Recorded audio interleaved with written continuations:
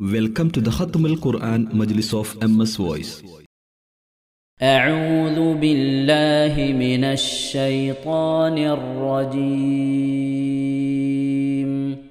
بسم الله الرحمن الرحيم. ونبئهم أن الماء قسمة بينهم كل شرب محتضر. فنادوا صاحبهم فتعاطى فعقر. فكيف كان عذابي ونذر. إنا أرسلنا عليهم صيحة واحدة فكانوا كهشيم المحتضر. ولقد يسرنا القرآن للذكر فهل من مدكر. كذبت قوم لوط بالنذر. إنا أرسلنا عليهم حاصبا إلا آل لوط نجيناهم بسحر. نعمة من عندنا كذلك نجزي من شكر. ولقد أنذرهم بطشتنا فتماروا بالنذر. ولقد راودوه عن ضيفه فطمسنا أعينهم فذوقوا عذابي ونذر. ولقد صبحهم بكرة عذاب مستقر. فذوقوا عذابي ونذر. ولقد يسرنا القرآن للذكر فهل من مدكر. ولقد جاء آل فرعون النذر. كذبوا بآياتنا كلها فأخذناهم أخذ عزيز مقتدر. أكفاركم خير من أولئكم أم لكم براءة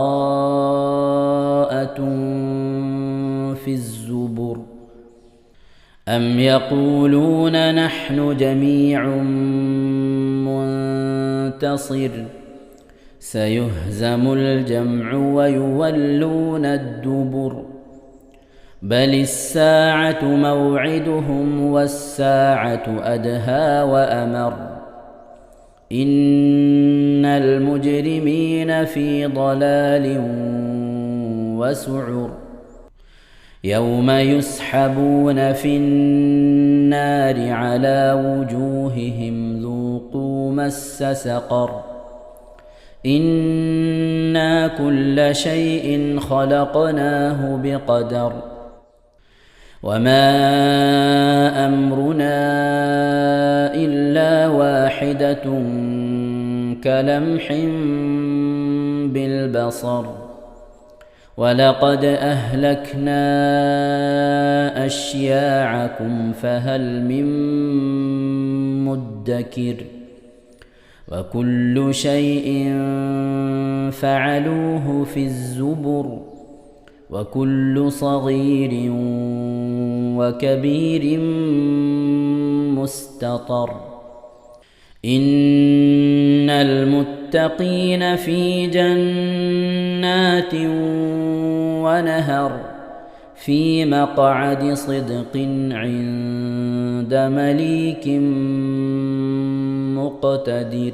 بسم الله الرحمن الرحيم.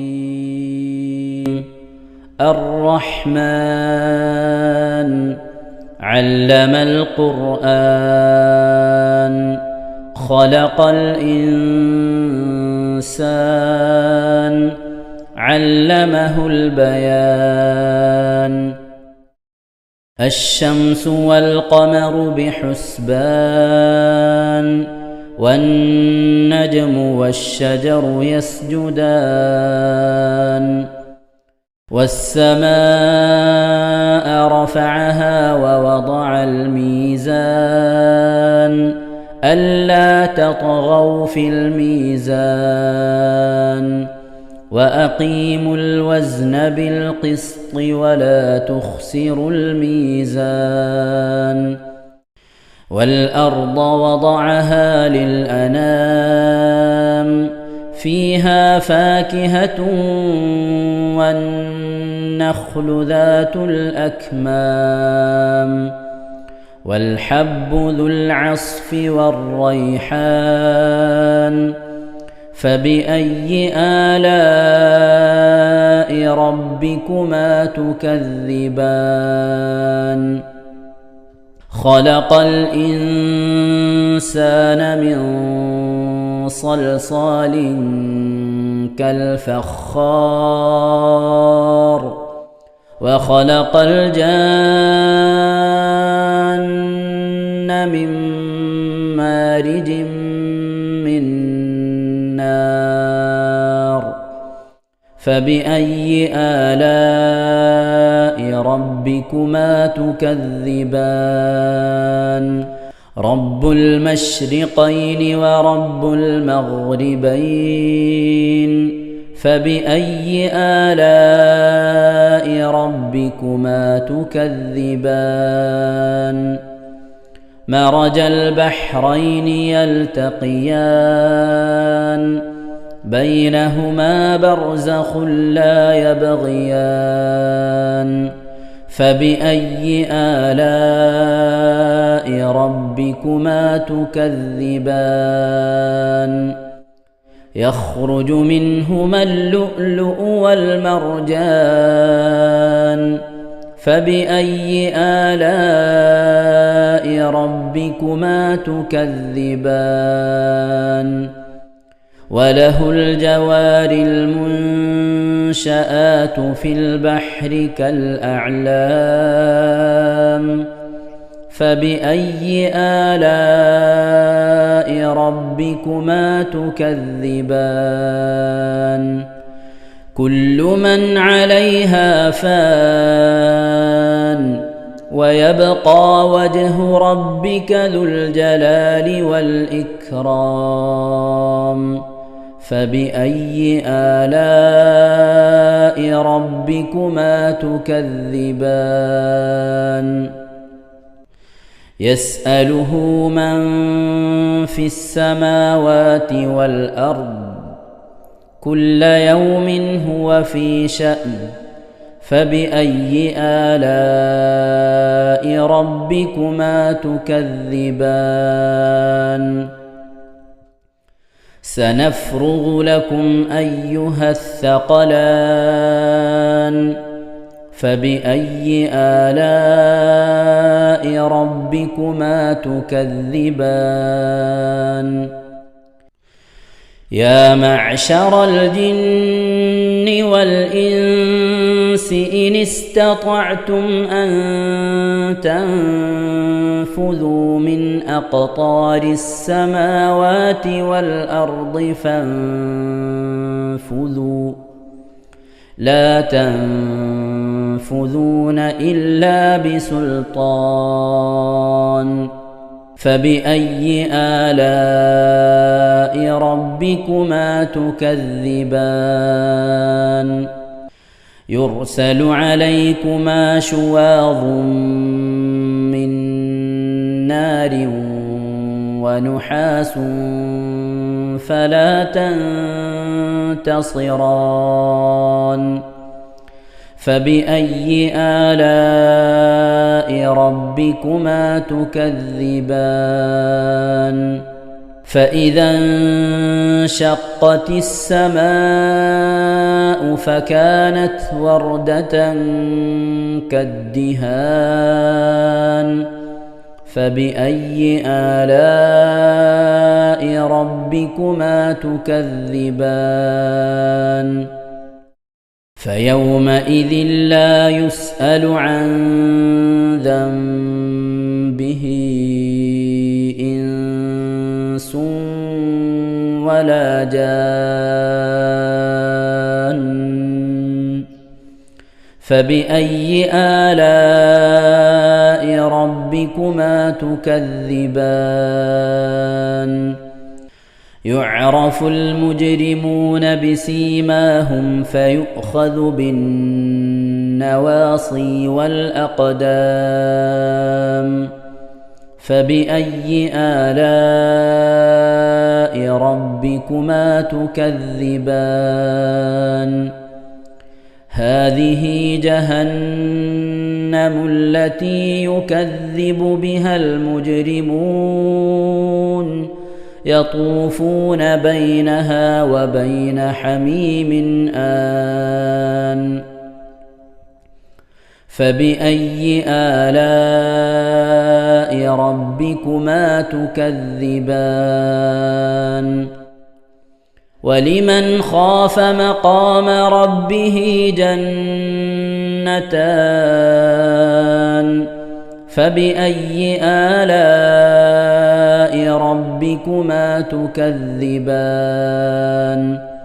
ذواتا أفنان فبأي آلاء ربكما تكذبان فيهما عينان تجريان فبأي آلاء ربكما تكذبان فيهما من كل فاكهة زوجان فبأي آلاء ربكما تكذبان متكئين على فرش بطائنها من استبرق وجنى الجنتين دان فبأي آلاء ربكما تكذبان فيهن قاصرات الطرف لم يطمثهن إنس قبلهم ولا جان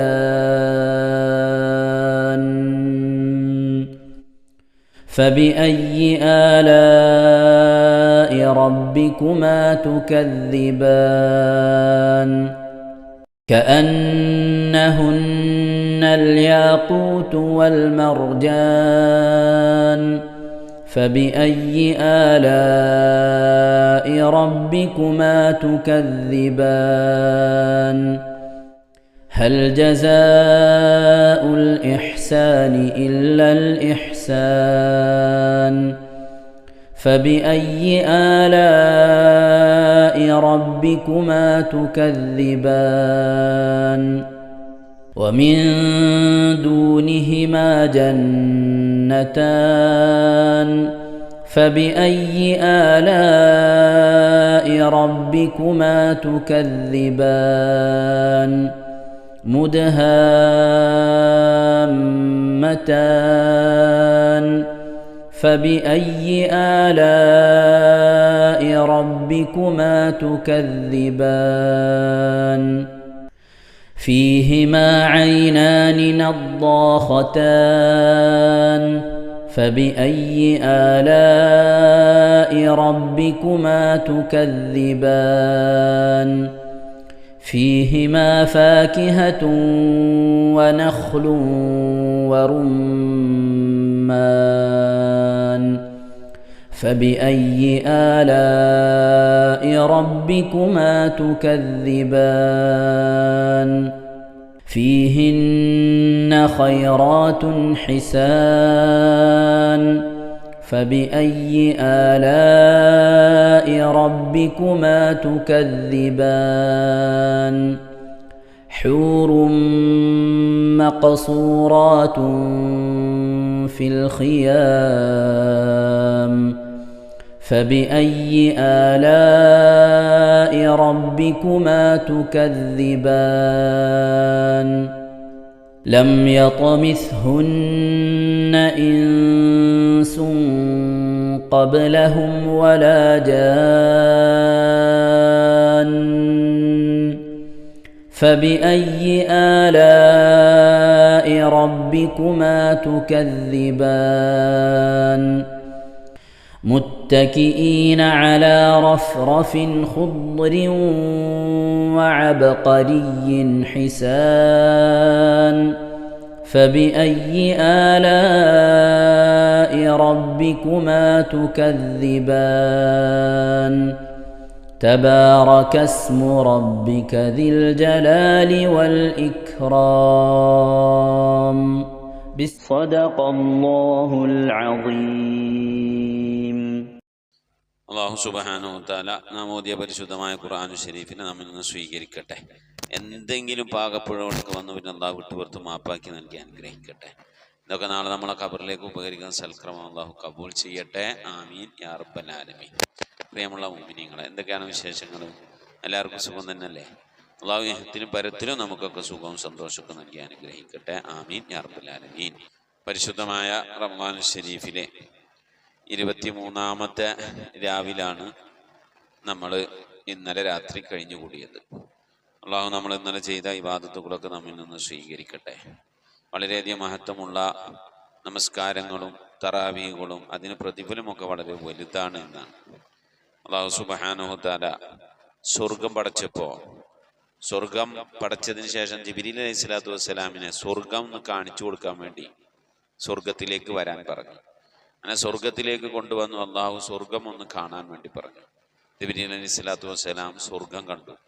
സ്വർഗവും കണ്ടു, സ്വർഗത്തിലെ സന്തോഷവും അവിടെ സംവിധാനിച്ചിട്ടുള്ള അത്ഭുതങ്ങളും സുഖങ്ങളും കൊട്ടാരങ്ങളും വീടുകളും അങ്ങനെയുള്ള എല്ലാ സംവിധാനങ്ങളും കണ്ട് ജിബ്രീൽ അലൈഹിസ്സലാം അന്തം വിട്ടുപോയി. അത്രക്കും അത്ഭുതകരമായ കാഴ്ചകളാണ് സ്വർഗത്തിൽ അല്ലാഹു സുബ്ഹാനഹു വ തആല സംവിധാനിച്ചിട്ടുള്ളത്. സ്വർഗത്തിൽ മനോഹരമായ വെള്ള കൊട്ടാരങ്ങൾ, ഒരുപാട് വെള്ള കൊട്ടാരങ്ങൾ കണ്ടു. സ്വർഗത്തിലെ സ്വർഗം വെള്ളയാണ് എന്നാണ്. വെള്ള എന്താണ്? വെള്ളയോട് ഇഷ്ടം. നമ്മൾ ധരിക്കേണ്ട വസ്ത്രം, പുരുഷന് ഏറ്റവും ഇഷ്ടപ്പെട്ട വസ്ത്രം ഏതാണ്? അല്ല, സുന്നത്തായ വസ്ത്രം അത് വെള്ള വസ്ത്രമാണ്. സ്വർഗം വെള്ളയാണ്. അടി പച്ച പരവതാനികൾ, താഴ്ഭാഗത്തൊക്കെ പച്ചപ്പും പച്ചപ്പരവതാനികളുമാണ്. അവിടെയുള്ള കൊട്ടാരങ്ങളും അതുപോലെ തന്നെ താമസ സൗകര്യങ്ങളും ഒക്കെ വെള്ളയാണ് ഫുള്ള്. അങ്ങനെ ഒരു വെള്ള കൊട്ടാരത്തിൽ ഒരു സ്ത്രീയെ കണ്ടു. സ്ത്രീയെ കണ്ടപ്പോൾ ജിബ്രീൽ അലൈഹിസ്സലാത്തു വസ്സലാം ആ സ്ത്രീയെ ഒന്ന് നോക്കിയപ്പോൾ ആ സ്ത്രീ ഒന്ന് ചിരിച്ചപ്പോൾ ആ പരിസരത്ത് ആകെ പ്രകാശം ഇങ്ങനെ പരന്നു. അപ്പൊ ജിബ്രീൽ അലൈഹിസ്സലാത്തു വസ്സലാം അള്ളാഹുവിന്റെ പ്രകാശമാണ് എന്ന് കരുതി പെട്ടെന്ന് സുജൂദിലേക്ക് വീണു.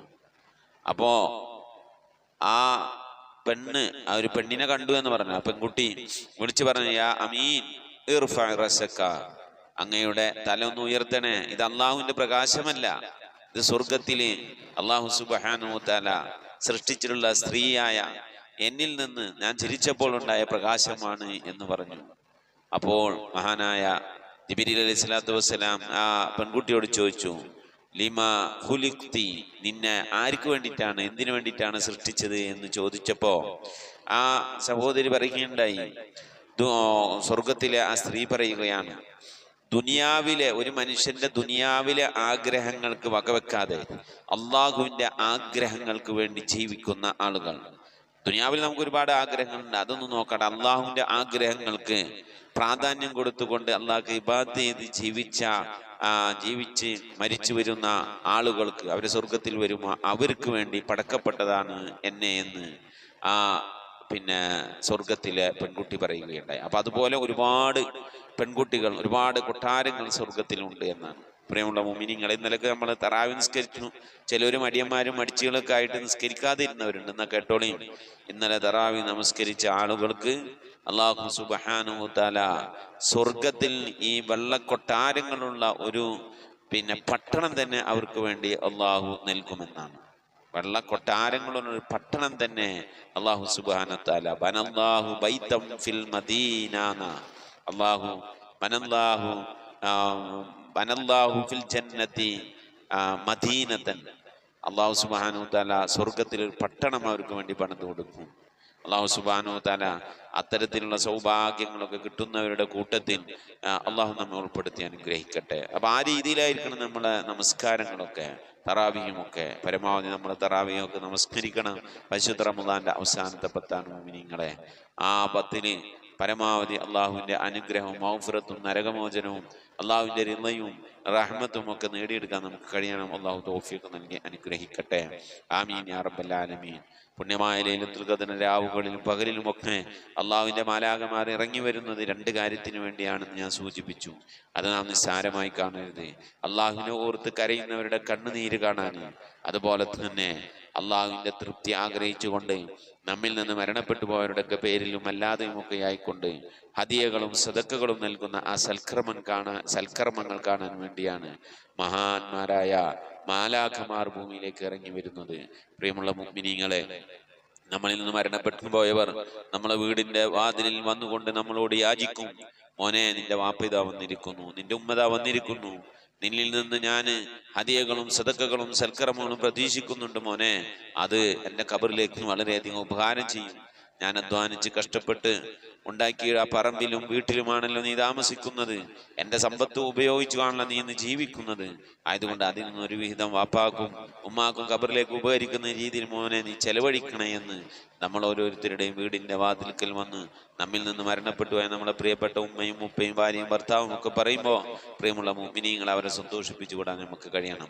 അതിനാണ് നാം അവരുടെ പേരിൽ ഖത്തം ഓതുന്നത്, അതിനാണ് നാം അവരുടെ പേരിൽ സ്വതക്ക ചെയ്യുന്നത്, അതിനാണ് നാം അവരുടെ പേരിൽ ഹദിയ ഓതുന്നത്, ഹദിയ ചെയ്യുന്നത്. അല്ലാഹു സുബ്ഹാനഹു വ തആല നമ്മൾ ചെയ്യുന്ന സ്വതക്കകളും ഹദിയകളും ഖുർആൻ പാരായണങ്ങളും അവർക്ക് വേണ്ടിയുള്ള പ്രാർത്ഥനകളൊക്കെ അല്ലാഹു നമ്മിൽ നിന്ന് ഖബൂൽ ചെയ്ത് അനുഗ്രഹിക്കട്ടെ. ആമീൻ യാ റബ്ബൽ ആലമീൻ. നമ്മളെ താജുൻ നിസാ ബീവി കണിയാപുരം, അവര് പ്രായം ചെന്ന ഒരു ഉമ്മയാണ്, അതുപോലെ തന്നെ ഒരു ഉപ്പയും, 2 ആളും മാത്രമാണ് അവിടെ താമസമുള്ളത്. ഞാൻ ഇന്നലെ വിളിച്ചിരുന്നു. അപ്പോൾ ഉപ്പ തറാവിസ്കാരം കഴിഞ്ഞ് വീട്ടിൽ വന്ന് കയറിയുള്ളൂ, ഉമ്മ വീട്ടിൽ തറാവിസ്കാരം കഴിഞ്ഞ് ഇങ്ങനെ ഇരിക്കുകയാണ്. അപ്പോൾ ഒരു ഖത്തം ഓതിയിട്ടുണ്ട്. മരണപ്പെട്ടുപോയ ഉമ്മ, വാപ്പ, മാമ, മാമി, സഹോദരങ്ങൾ അവർക്കൊക്കെ വേണ്ടി ദുആ ചെയ്യണമെന്ന് പറഞ്ഞിട്ടുണ്ട്. മറ്റു കുടുംബാംഗങ്ങൾക്കൊക്കെ വേണ്ടി ദ്വാരക്കണം എന്ന് പറഞ്ഞിട്ടുണ്ട്. അതുപോലെ തന്നെ ഹദിയയും അയച്ചു തന്നിട്ടുണ്ട്. അല്ലാഹു സുബ്ഹാനഹു വ തആല പ്രിയപ്പെട്ടവർ ഓതിയ ഖത്തം അല്ലാഹു സ്വീകരിക്കട്ടെ. എന്തെങ്കിലും പാകപ്പെടുകൾക്കൊന്നും വിട്ടുപുറത്ത് മാപ്പാക്കി നൽകി അനുഗ്രഹിക്കട്ടെ. മരണപ്പെട്ടുപോയവരുടെയൊക്കെ കബറിടത്തിലേക്ക് ഉമ്മ, വാപ്പ, മാമ, മാമി എന്ന് പറഞ്ഞാൽ അമ്മാശൻ, അമ്മായിമ, അവരൊക്കെയാണ് മാമ, മാമി പറഞ്ഞു. അവരുടെയൊക്കെ കബറിടത്തിലേക്ക്, അതുപോലെ മറ്റു കുടുംബാംഗങ്ങളുടെയൊക്കെ കബറിടത്തിലേക്ക്, അതുപോലെ നമ്മിൽ നിന്ന് മരണപ്പെട്ടുപോയവരുടെയൊക്കെ കബറിടത്തിലേക്ക് അല്ലാഹു എത്തിച്ചു നൽകി അനുഗ്രഹിക്കട്ടെ. സാമ്പത്തികവരുടെ മേഖലയ്ക്ക് അല്ലാഹു ബർക്കത്ത് നൽകട്ടെ. അവരയച്ച ഹദിയയുടെ പ്രതിഫലം അവരിൽ നിന്ന് മരിച്ചുപോയവരുടെ ഖബറിലേക്ക് അല്ലാഹു എത്തിച്ചു നൽകി അനുഗ്രഹിക്കട്ടെ. അവരുടെ മനസ്സിൽ ഇപ്പോൾ വല്ലാത്തൊരു വിഷമമുണ്ട്. അവർക്ക് വേണ്ടപ്പെട്ടവർ അവർ നഷ്ടപ്പെട്ടു പോകുമോ എന്നുള്ള വല്ലാത്തൊരു പ്രയാസം, വിഷമം ഉണ്ട്. അല്ലാഹു സുബ്ഹാനഹു വ തആല അവരുടെ വിഷമം പ്രയാസമൊക്കെ മാറ്റി അല്ലാഹു സുബ്ഹാനഹു വ തആല ഖൈറിന്റെ വഴികൾ അല്ലാഹു നമ്മെ എല്ലാവരെയും ഉൾപ്പെടുത്തി അനുഗ്രഹിക്കട്ടെ. എന്തു കാര്യം കൊണ്ടാണോ ആ 2 പ്രായം ചെന്ന ഉമ്മയും വാപ്പയും വിഷമിക്കുന്നത്, അല്ലാഹു സുബ്ഹാനഹു വ തആല ആ വിഷമമൊക്കെ മാറ്റി അതിനുണ്ടായ കാരണമൊക്കെ മാറി അല്ലാഹു സുബ്ഹാനഹു വ തആല സന്തോഷത്തിലും ആഹത്തിലൊക്കെ ആക്കി നൽകട്ടെ. ആമീൻ യാ റബ്ബൽ ആലമീൻ. അതുപോലെ സുബൈദ കൈപ്പമംഗലം റസൂലുള്ളാഹിന്റെ പേരിൽ ഒരു ഖത്തം ഓതിയത് അടുത്ത ദിവസമാണ്. ബദരീങ്ങളെ പേരിൽ ഒരു ഖത്തം ഓതിയത്. ഇപ്പതേ റസൂലുള്ളാഹിന്റെ പേരിൽ ഖത്തം ഓതി തീർത്ത് പ്രത്യേകം ദുആ ചെയ്യണമെന്ന് പറഞ്ഞ് അല്ലാഹുവിനെ കബൂലാക്കണേ, അല്ലാഹു സ്വീകരിക്കണേ റബ്ബേ.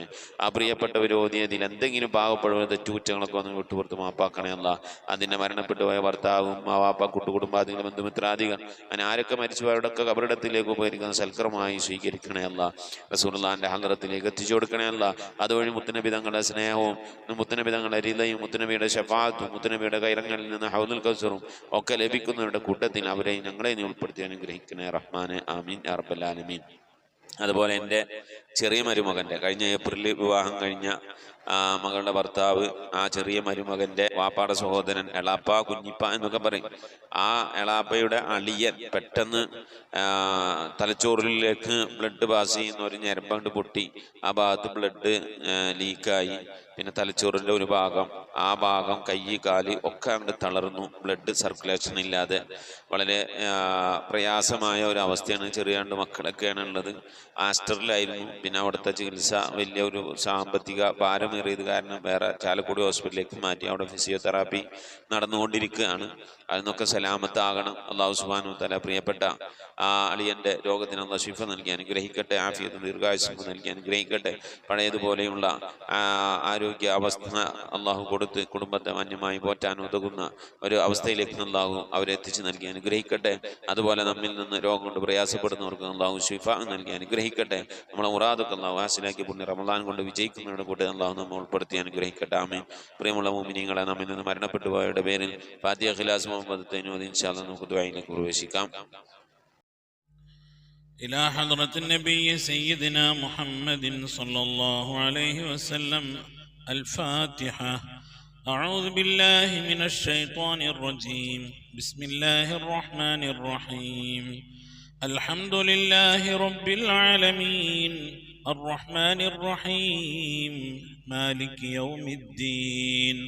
إياك نعبد وإياك نستعين. اهدنا الصراط المستقيم صراط الذين أنعمت عليهم غير المغضوب عليهم ولا الضالين. آمين. بسم الله الرحمن الرحيم. قل هو الله أحد الله الصمد لم يلد ولم يولد ولم يكن له كفوا أحد. بسم الله الرحمن الرحيم. قل هو الله أحد الله الصمد لم يلد ولم يولد ولم يكن له كفوا أحد. بسم الله الرحمن الرحيم. قل هو الله أحد الله الصمد لم يلد ولم يولد ولم يكن له كفوا أحد. بسم الله الرحمن الرحيم. قل أعوذ برب الفلق من شر ما خلق ومن شر غاسق إذا وقب ومن شر النفاثات في العقد ومن شر حاسد إذا حسد. بسم الله الرحمن الرحيم. قل أعوذ برب الناس ملك الناس إله الناس من شر الوسواس الخناس الذي يوسوس في صدور الناس من الجنة والناس. لك الحمد يا رب يا الله يا معبود. اللهم صل وسلم على رسولك سيدنا محمد وعلى آل سيدنا محمد. اللهم أوصل مثل ثواب ما قرأناه هذه هدية واصلة زكية ورحمة نازلة وبركة باهية إلى حضرة النبي المصطفى محمد صلى الله عليه وسلم وإلى أرواح السادات البدريين رضوان الله تعالى عنهم أجمعين. اللهم شفعهم فينا يا أرحم الراحمين. اللهم بلغهم منا السلام. اللهم ربنا آتنا في الدنيا حسنة وفي الآخرة حسنة وقنا عذاب النار. اللهم اغفر لنا ولوالدينا ولمشايخنا ولأساتذتنا ولأزواجنا ولأصحابنا ولجميع المسلمين والمؤمنين ببركاتهم وكراماتهم يا أرحم الراحمين يا أرحم الراحمين يا أرحم الراحمين. آمين برحمتك. آمين. الحمد لله رب العالمين. اللهم صل على سيدنا محمد وعلى آل سيدنا محمد صلاة تنجينا بها من جميع الأكوال والآفات وتقضي لنا بها من جميع الحاجات وتذكرنا بها من جميع السيئات وترفعنا بها عندك على الدرجات وتبلغنا بها أقصى الغايات من جميع الخيرات في الحياة وبعد الممات. الظلمات اللهم نور قلوبنا بالقرآن وزين أخلاقنا بالقرآن ونجنا من النار بالقرآن وأدخلنا في الجنة بالقرآن اللهم اجعل القرآن لنا في الدنيا قرينا وفي القبر مونسا وعلى الصراط نورا وفي الجنة رفيقا ومن النار سترا وحجابا وإلى الخيرات كلها دليلا. പടച്ചവനെ ലോകരക്ഷിതാവായ റഹ്മാനായ അല്ലാഹ് ഞങ്ങൾ ഓതിയതായ പരിശുദ്ധമായ ഖുർആൻ ശരീഫിനെ നീ സ്വീകരിക്കണേ അല്ലാഹ്. എന്തെങ്കിലും പാകപ്പെടുവന്നവൻ വിട്ടുപുറത്തു മാപ്പാക്കണേ അല്ലാഹ്. ഇതൊക്കെ നാളെ ഞങ്ങളെ ഖബറിലേക്ക് ഉപകരിക്കുന്ന സൽക്കർമ്മമാക്കണേ അല്ലാഹ്.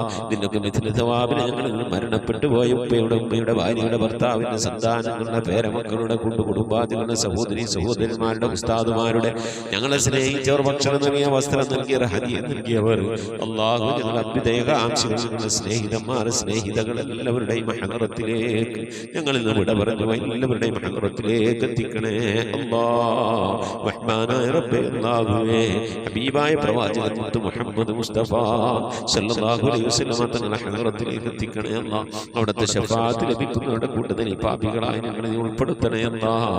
അല്ലാഹു എല്ലാ അൻബിയാക്കളും മുർസലീങ്ങളും അവരുടെ അനുചരന്മാരുടെ ഹദറത്തിലേക്ക് എത്തിക്കണേ അല്ലാഹ്.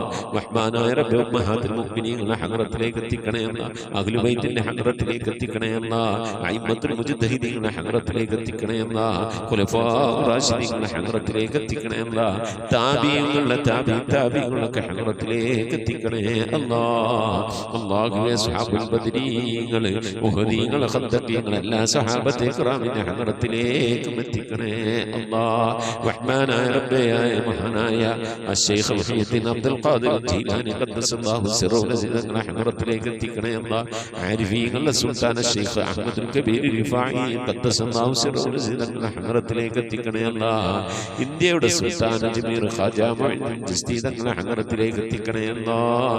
ഏർവാടി സുൽത്താൻ ഇബ്രാഹിം ബാദ്ശാ തങ്ങളുടെ ഹദറത്തിലേക്ക് എത്തിക്കണേ അല്ലാഹ്.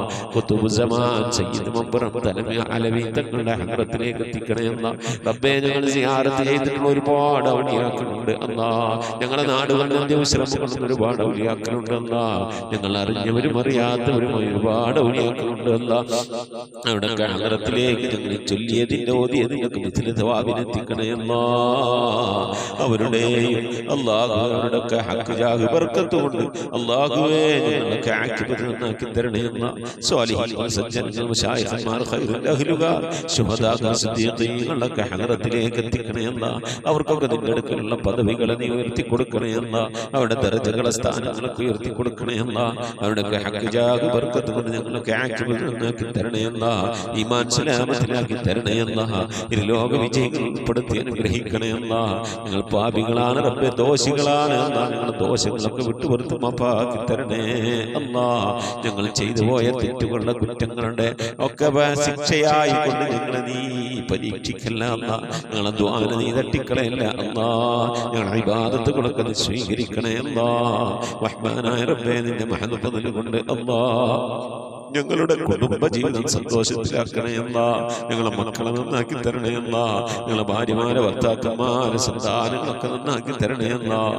റഹ്മാനായ റബ്ബേ ഞങ്ങളെ ഹൃദയം നന്നാക്കി തരണേ അല്ലാഹ്. ഞങ്ങളെ സ്വഭാവം നന്നാക്കി തരണേ അല്ലാഹ്. ഞങ്ങളെ സുഹൃത്തുക്കളെ സ്നേഹിതകളെ നന്നാക്കി തരണേ അല്ലാഹ്. ഞങ്ങൾ ബന്ധപ്പെടുന്ന മേഖലകളെ നന്നാക്കി തരണേ അല്ലാഹ്. ഞങ്ങളെ വീട് നന്നാക്കി തരണേ അല്ലാഹ്. റഹ്മാനായ റബ്ബേ വീട്ടിൽ റഹ്മത്തും ബറക്കത്തും നൽകണേ അല്ലാഹ്. അല്ലാഹുവേ നിന്റെ ബറക്കത്തിന്റെ നിന്റെ മഹാന്മാരുടെ കാവലുള്ള വീടായി നീ കബൂലാക്കണേ അല്ലാഹ്. റഹ്മാനായ റബ്ബേ അല്ലാഹുവേ നിന്റെ മഹദ് കൊണ്ട് നീ ഞങ്ങളെ കബൂലിയത്തുള്ള അടിമകളുടെ കൂട്ടത്തിൽ ഉൾപ്പെടുത്തണേ അല്ലാഹ്. റഹ്മാനായ റബ്ബേ രോഗം കൊണ്ട് പ്രയാസപ്പെടുന്ന പ്രിയപ്പെട്ട ഉപ്പമാറുമാർ സഹോദരി സഹോദരന്മാരെ പലവരും ചെയ്തിട്ടുണ്ടല്ലാ. ഞങ്ങളെ രോഗങ്ങൾക്ക് ശിഫ നൽകണേ അല്ലാഹ്. അറ്റാക്ക് കൊണ്ട് നെഞ്ചുവേദന കൊണ്ട് ശ്വാസം മുട്ടുകൊണ്ടൊക്കെ പ്രയാസപ്പെടുന്നവരുണ്ട്. റഹ്മാനായ റബ്ബേ പല രീതിയിലുള്ള വേദനകൾ അനുഭവിക്കുന്നവരുണ്ട് അല്ലാഹ്. ഷുഗർ കൊണ്ട് പ്രഷർ കൊണ്ട് കൊളസ്ട്രോൾ കൊണ്ട് തൈറോയിഡിന്റെ പ്രയാസം കൊണ്ട് അപ്പൻഡിക്സിന്റെ വേദന കൊണ്ട് എരണിയുടെ വേദന കൊണ്ട് ഇങ്ങനെ തുടങ്ങി പലതരത്തിലുള്ള രോഗങ്ങൾ കൊണ്ട് പ്രയാസപ്പെടുന്നവരുണ്ട്. ഗർഭാശയ സംബന്ധമായ രോഗം കൊണ്ട് വിഷമിക്കുന്നവരുണ്ട് പ്രയാസപ്പെടുന്നവരുണ്ട് അല്ലാഹ്. മൂത്ര സംബന്ധമായ രോഗം കൊണ്ട്, കിഡ്നി സംബന്ധമായ, കല്ല് സംബന്ധമായ രോഗം കൊണ്ട് പ്രയാസപ്പെടുന്നവരുണ്ട് അല്ലാഹ്. നീ ശിഫ നൽകണേ അല്ലാഹ്. അല്ലാഹുവേ ചെറുതും വലുതുമായി പലവിധ രോഗങ്ങൾ കൊണ്ട് വിഷമിക്കുന്ന എത്ര ഉപ്പമാർ സഹോദരന്മാർ അല്ലാഹുവേ നീ രോഗങ്ങൾക്ക് ശിഫ നൽകണേ അല്ലാഹ്. വാർദ്ധക്യ സഹജമായ രോഗങ്ങൾ കൊണ്ട് പ്രയാസപ്പെടുന്നവരുണ്ട്. നീ സലാമത്ത് നൽകണേ അല്ലാഹ്. ശിഫാ നൽകണേ അല്ലാഹ്. ഖൈറിന്റെ കവാടങ്ങൾ തുറന്നു നൽകണേ അല്ലാഹ്. അല്ലാഹുവേ ഞങ്ങൾക്ക് മഈശത്തിന്റെ മേഖലയിൽ ബർക്കത്ത് നൽകണേ അല്ലാഹ്. വീടില്ലാത്തവരുടെ റാഹത്തായി വീട് നൽകണേ അല്ലാഹ്. ഞങ്ങളുടെ ജോലികളിൽ, കച്ചവടങ്ങളിൽ, ബിസിനസ്സുകളിൽ, കുടിൽ വ്യവസായങ്ങളിൽ, കൂലിവേലകളിലൊക്കെ ബർക്കത്ത് നൽകണേ അല്ലാഹ്. ബർക്കത്തുള്ള സമ്പത്ത് നൽകണേ അല്ലാഹ്. റഹ്മാനായ റബ്ബേ ധാരാളം സക്കാത്ത് കൊടുക്കാൻ, പാവപ്പെട്ടവരൊക്കെ സഹായിക്കാൻ ഉതകുന്ന രീതിയിലുള്ള സാമ്പത്തിക അഭിവൃദ്ധിയും അതിനൊക്കെയുള്ള നല്ല മനസ്സും ഒക്കെ നൽകി അനുഗ്രഹിക്കണേ അല്ലാഹ്. റഹ്മാനായ റബ്ബേ മക്കളില്ലാത്തവരുടെ സ്വാലിഹീങ്ങളായ മക്കളെ നൽകണേ അല്ലാഹ്. വിവാഹം നടക്കാത്തവരുടെ ഖൈറായ അണകളെ നൽകണേ അല്ലാഹ്. ഗർഭിണികളായ സഹോദരിമാരുടെ കൺകുളവിലുള്ള സ്വാലിഹീങ്ങളായ മക്കളെ നൽകണേ അല്ലാഹ്. റഹ്മാനായ റബ്ബേ വിദേശത്തും സ്വദേശത്തും ജോലിയില്ലാതെ പ്രയാസപ്പെടുന്നവരുടെ ഖൈറായ ജോലി നൽകണേ അല്ലാഹ്.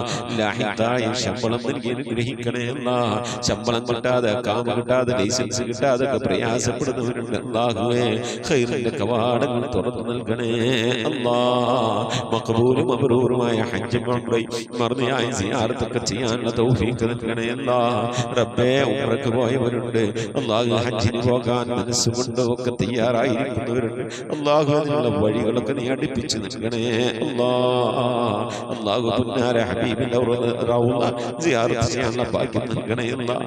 ആ മദീന പള്ളിയുടെ പച്ചക്കുബയുടെ താഴ്വാരത്തെ ദിവസം കൊള്ളുന്ന ഹബീബിന്റെ ഹദറത്തിൽ പോയി അസ്സലാമു അലൈക സയ്യിദി യാ റസൂലുള്ളാഹി എന്ന് പറഞ്ഞ് സലാം പറയാൻ, അവിടെ നിന്ന് മുഴുവനോളം ദുആ ചെയ്യാൻ, അല്ലാഹു പുന്നാര നബിയുടെ പള്ളിയിലൊക്കെ ഒന്ന് പോയി ഇത്തികാഫിരിക്കാൻ, അല്ലാഹു ധാരാളം നമസ്കാരങ്ങൾ നിർവഹിക്കാനൊക്കെ നീ ഞങ്ങൾക്ക് തൗഫീഖ് നൽകണേ അല്ലാഹ്. റബ്ബേ ദുആ കൊണ്ട് വസിയ്യത്ത് ചെയ്ത പ്രിയപ്പെട്ട ഉപ്പമാർ, സഹോദരന്മാർ ഈ ദുആക്ക് ഇങ്ങനെ ആമീൻ പറഞ്ഞുകൊണ്ടിരിക്കുന്ന, ദുആ വസിയ്യത്ത് ചെയ്തുകൊണ്ട് കമന്റുകൾ അയച്ചുകൊണ്ടിരിക്കുന്ന, ഈ ഖുർആൻ ക്ലാസിന്റെ ലിങ്കുകൾ അയച്ചുകൊണ്ട് ഖുർആന്റെ തീരത്തേക്ക് ആളുകളെ ക്ഷണിക്കുന്നവർ എല്ലാവരും നീ കബൂലാക്കണേ അല്ലാഹ്.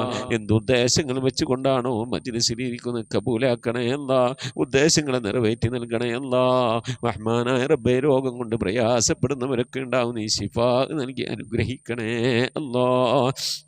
അള്ളാഹുവെ ഞങ്ങളിവിടെ ചൊല്ലിയത്, ഓതിയത് ഇതിൻ്റെയൊക്കെ മിഥിലി സവാബിന് ഞങ്ങളുടെ ഉമ്മ വഴിക്കും ഉപ്പ വഴിക്കും ഒക്കെ മരിച്ചു എല്ലാവരുടെയും കബറിടത്തിലേക്ക് എത്തിക്കണേ അല്ലാഹ്.